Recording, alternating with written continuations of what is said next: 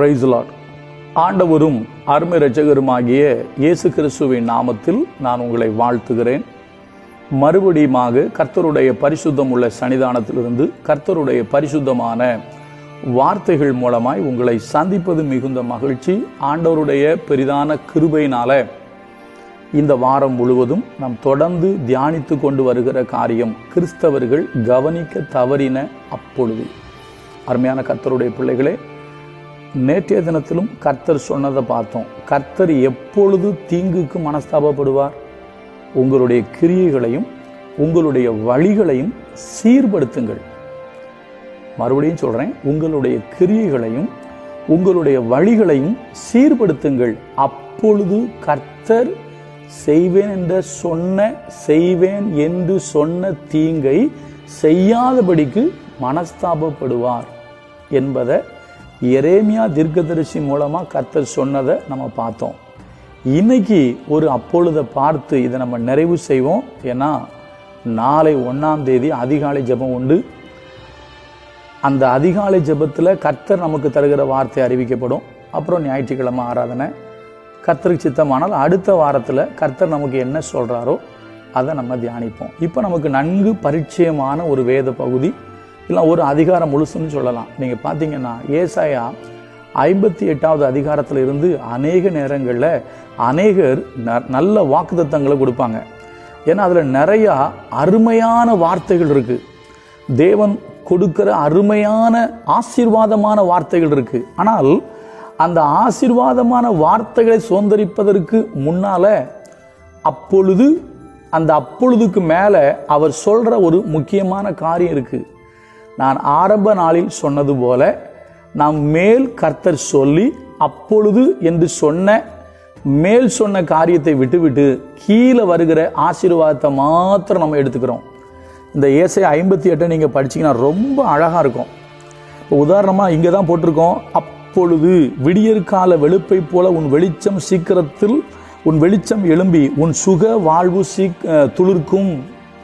உன் சுக வாழ்வு சீக்கிரத்தில் துளிர்க்கும். அநேக நேரங்களில் இந்த வேத வசனத்தை வச்சு நம்ம எல்லாரும் சந்தோஷப்பட்டிருப்போம், என்னுடைய சுக வாழ்வு சீக்கிரத்தில் துளிர்க்கும் அப்படின்னு சொல்லி. அதுக்கப்புறம் கீழே நீங்கள் பார்த்தீங்க அப்படின்னா, இருளில் உன் வெளிச்சம் உதித்து உன் அந்தகாரம் மத்தியானத்தை போலாக்கும். கர்த்தர் நித்தமும் உன்னை நடத்தி மகா வறட்சியான காலத்தில் உன் ஆத்மாவை திருப்தியாக்கி உன் எலும்புகளை நினமுள்ளதாக்குவார். நீ வற்றாத நீரூற்றை போல நீர்ப்பாய்ச்சலான தோட்டத்தை போல இருப்பாய். அதுக்கப்புறம் கீழே போட்டிருக்கோம், அப்பொழுது கர்த்தரில் மனமகிழ்ச்சியாக இருப்பாய். கர்த்தர் பூமியின் உயர்ந்த இடங்களில் உன்னை ஏறி இருக்கும்படி பண்ணி உன் தகப்பனாகிய யாக்கோபுடைய சுதந்திரத்தால் உன்னை போஷிப்பார். எல்லாமே ஆசீர்வாதம், ஆசீர்வாதமான வார்த்தைகள், அருமையான வார்த்தைகள், நம்ம எல்லாரும் எதிர்பார்க்கிற நமக்கு தேவையான வார்த்தைகள். இதெல்லாம் என் வாழ்க்கையில் இருந்தால் நல்லா இருக்காதா? உன் சுகவாழ்வு சீக்கிரத்தில் துளிர்க்கும் அப்படின்னா யாருக்கு தான் சந்தோஷமா இல்லாமல் இருக்கும்? யாருக்கு தான் அதை வேண்டான்னு சொல்றதுக்கு மனசு வரும்? உங்க சுகவாழ்வு சீக்கிரத்தில் துளிர்க்கும். ஆனா அப்பொழுதுன்னு ஒன்று இருக்கு. அப்ப எப்பொழுது என் சுகவாழ்வு சீக்கிரத்தில் துளிர்க்கும்? ஏசாயா 58 போட்டிருக்கு. என்ன போட்டிருக்கு? பசி உள்ளவனுக்கு உன் ஆகாரத்தை பகிர்ந்து கொடுக்கிறதும், துரத்துண்ட சிறுமையானவர்களை வீட்டிலே சேர்த்து கொள்ளுகிறதும், வஸ்திரம் இல்லாதவனை கண்டால் அவனுக்கு வஸ்திரம் கொடுக்கிறதும், உன் மாம்சமானவனுக்கு உன்னை ஒழிக்காமல் இருக்கிறதும் அல்லவோ எனக்கு உகந்த உபவாசம் அப்பொழுது. அப்போ நான் ரொம்ப ஷார்ட்டா சொல்லணும்னா, நம்முடைய சகோதரர்கள், நம்முடைய சகோதரிகள், நம்முடைய சொந்த பந்தங்கள், அதே போல ஏழைகள், இவர்களுக்கு நம்மளால என்ன செய்ய முடியுமோ அந்த உதவியை நம்ம செய்யணும். அப்படி செஞ்சோம் அப்படின்னா அப்பொழுது, ரொம்ப அழகா இருக்கு வார்த்தை, அப்பொழுது. ஏன்னா பசி உள்ளவனுக்கு உன் ஆத்மாவை என்ன செய், உன் ஆகாரத்தை பகிர்ந்து கொடு. ஒருத்தன் கஷ்டப்படுறான், நமக்கு தெரிஞ்சு கண்ணுக்கு தெரிஞ்சு யாராவது கஷ்டப்படும் போது நம்மளால முடிஞ்ச உதவியை கண்டிப்பா நம்ம செய்யணுங்க. நம்ம செய்யாம இருக்கவே கூடாது. அதே போல உன் மாம்சமானவனுக்கு என்ன செய்யாதுன்னா உன்னை ஒழிக்காத. உங்க சொந்த சகோதரர்கள், உங்க சொந்த சகோதரிகள், ஏன்னா சில ஊர்ல இருக்கும், ஐயோ அவங்க நம்மளை பார்த்துட்டாங்கன்னா போச்சே, அப்புறம் அவங்களுக்கு நம்ம ஒரு காப்பி வாங்கி கொடுக்கணுமே, இல்லை பஸ்ஸில் இது போனோம் அப்படின்னா பார்த்துட்டாங்கன்னா போச்சே, அப்புறம் அவங்களுக்கும் சேர்த்து நம்ம டிக்கெட் எடுக்கணுமே, ஐயோ இவங்க நம்ம வீட்டுக்கு வந்துட்டாங்கன்னா போச்சே, நம்ம அவங்களுக்கு ஏதாவது செய்ய வேண்டியிருக்குமேன்னு சொல்லி ஒழிச்சுக்கிடாதீங்க. உன் மாம்சமானவனுக்கு உன்னை ஒழிக்காதே.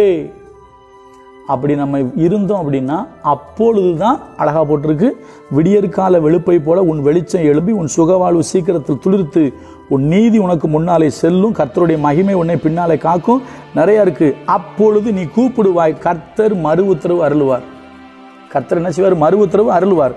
அதுக்கப்புறம் 10 போட்டிருக்கு, பசி உள்ளவனிடத்தில் உன் ஆத்துமாவை சாய்த்து சிறுமைப்பட்ட ஆத்மாவை திருப்தி ஆக்கினால் அப்பொழுது இருளில் உன் வெளிச்சம் உதித்து உன் அந்தகாரம் மத்தியானத்தை போலாகும். அதுக்கப்புறம் தான் போட்டிருக்கு, கர்த்தர் நித்தம் உன்னை நடத்தி மகா வறட்சியான காலத்தில் உன் ஆத்மாவை திருப்தியாகி. அப்போ இதெல்லாம் இந்த அப்பொழுது அப்பொழுது அப்பொழுதுன்னு இருக்கு.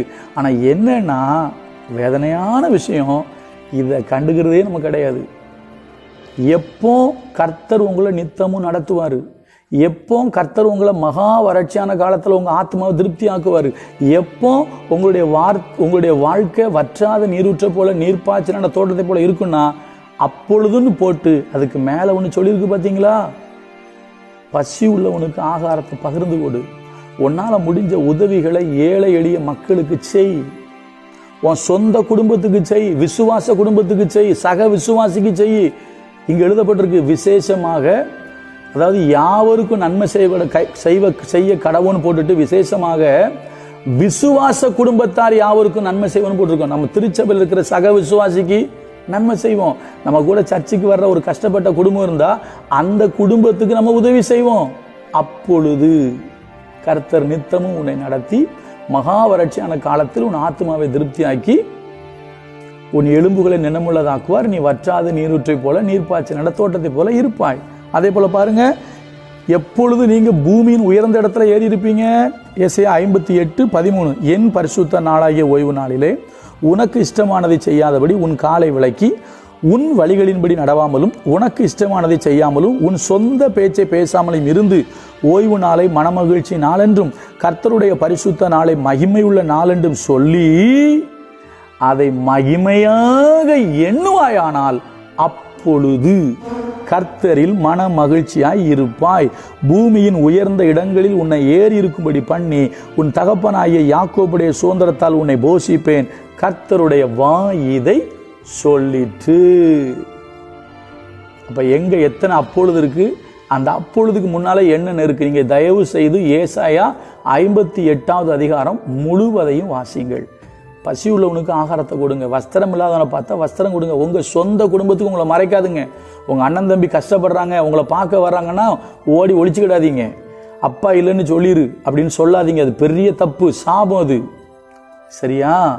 உங்களால் முடிஞ்ச உதவி செய்யுங்க. அது மாதிரி சக விசுவாசி, உங்க சர்ச்சுக்கு வர்ற சக விசுவாசி, உங்க பக்கத்தில் இருக்கிற சக விசுவாசி, உங்க சர்ச்சுக்குள்ள இருக்கிற ஏழை குடும்பத்துக்கு உங்களால் முடிஞ்ச உதவி செய்யுங்க, செய்யாம இருக்காதீங்க. ஏன்னா விசேஷமாக விசுவாச குடும்பத்தார் யாவருக்கும் நன்மை செய்ய கடவுன்னு போட்டிருக்கு. அதே போல கர்த்தருடைய நாளை குறித்து அசட்டையா இருக்காதீங்க. இப்போ பழைய ஏற்பாடு பிரமாணத்தின்படி சனிக்கிழமை தான் ஓய்வு நாள், அதுல மாற்று கருத்தே கிடையாது. ஆனால் கிறிஸ்து உயிர்த்தெழுந்த பின்பு வாரத்தின் முதல் நாள் சபை கூடி வந்தது. ஆனபடினாலே புதிய ஏற்பாட்டு திருச்சபை புது உடன்படிக்கையின் ஊழியங்கள் என்ன பண்ணுதுன்னா, வாரத்தின் முதல் நாள் இயேசு கிறிஸ்து உயிர்த்தெழுந்த மனமகிழ்ச்சி நாள்ல ஞாயிற்றுக்கிழமை சபை கூடி வருது. சபை கூடி வருகிறதை விட்டு விடாதபடி அன்னைக்கு சொந்த பேச்சை பேசி சொந்த காரியத்தை பார்த்துட்டு சர்ச்சுக்கு போறதை நீங்க விட்டுட்டீங்கன்னா கஷ்டம். நீங்க அதுக்கு கர்த்தருடைய நாளை மகிமை உள்ள நாளென்று நீங்க எண்ணுனீங்க அப்படின்னா அப்பொழுது கர்த்தர் பூமியின் உயர்ந்த இடங்களில் உங்களை ஏறி இருக்கும்படி பண்ணுவார். இதுதான் ஏசாயா 58 ஃபுல்லும். ஆனா இதுல இந்த அப்பொழுதுக்கு மேல உள்ளதெல்லாம் எல்லாரும் விட்டுருவோம், கீழே உள்ளதை மட்டும் எடுத்து ரொம்ப அழகா பேசுவோம். உன் சுகவாழ்வு சீக்கிரத்தில் துளிர்க்கும். எப்படி? கர்த்தருடைய மகிமை உனக்கு முன்னாலே செல்லும், உன்னுடைய நீதி உனக்கு முன்னாலே செல்லும், கர்த்தருடைய மகிமை உன்னை பின்னாலே காக்கும். நீ கூப்பிடுவாய், கர்த்தர் கேட்பாரு. அதுல இருந்து அப்பொழுது கூட போட மாட்டோம். கர்த்தர் உன்னை பூமியின் உயர்ந்த இடங்களில் ஏறி இருக்கும்படி பண்ணுவாரு. உன்னுடைய வாழ்க்கை வற்றாத நீரூற்றை போல நீர்ப்பாய்ச்சலான தோட்டத்தை போல இருப்பாய். எப்பொழுதுங்க? அதுக்கு மேல உள்ளதை படிங்க. கடைசி ஒன்று சொல்லி முடிக்கிறேங்க. இயேசு மிக அழகா சொன்னார் மத்தேயுல, முதலாவது தேவனுடைய ராஜ்யத்தையும் அவருடைய நீதியையும் தேடுங்கள், அப்பொழுது இவைகள் எல்லாம் உங்களுக்கு கூட கொடுக்கப்படும். சரியா? முதலாவது ஆண்டவரை ஒழுங்கா தேடுங்க. பரலோக ராஜ்யத்துக்கு உரியதை நாடுங்க, அதை தேடுங்க. பரலோக ராஜ்யத்துக்கு போறதுக்கு என்ன வழியோ அதை உங்க வாழ்க்கையில செயல்படுத்துங்க. கர்த்தரை தேடுங்க, நித்திய ஜீவனை தேடுங்க, பரலோக ராஜ்யத்தை தேடுங்க. அதான் பைபிள் தெளிவா சொல்லுது. முதலாவது தேவனுடைய ராஜ்யத்தையும் அவருடைய நீதியையும் தேடுங்கள். அப்பொழுது இந்த பூமியில் நீங்கள் வாழ்வதற்கு தேவையான அத்தனையும் கர்த்தர் உங்களுக்கு கண்டிப்பா தருவார். நீங்களும் யோசிங்க. கர்த்தர் உங்களை ஆசீர்வதிப்பார். கர்த்தர் நல்லவர், அவர் கிருபை நம்மில் என்றும் உள்ளது. அடுத்த வாரத்திலிருந்து கர்த்தர் நமக்கு என்ன சொல்றாரோ அதை தியானிப்போம். God bless you.